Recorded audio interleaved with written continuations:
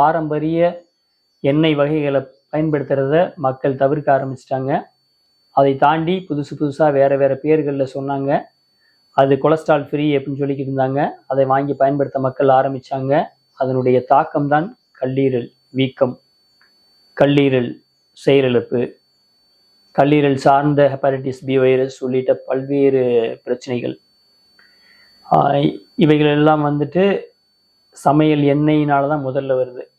அதன் பிறகுதான் மாற்றுமுறை மருத்துவ மருந்துகளை தொடர்ந்து பயன்படுத்திட்டு வரும்போது, இப்போ உங்களுக்கு சர்க்கரை, வந்துட்டு உயர் இரத்த அழுத்தம் அல்லது குறை இரத்த அழுத்தம், இது போன்ற பல்வேறு தொடர்ந்து எதற்கெல்லாம் மருந்து மாத்திரைகளை எடுத்துக்கிட்டு வர்றாங்களோ அதனுடைய தாக்கமும் அதனுடைய கழிவுகளும் அங்கே தேங்கி நிற்கிறதான் காரணம்.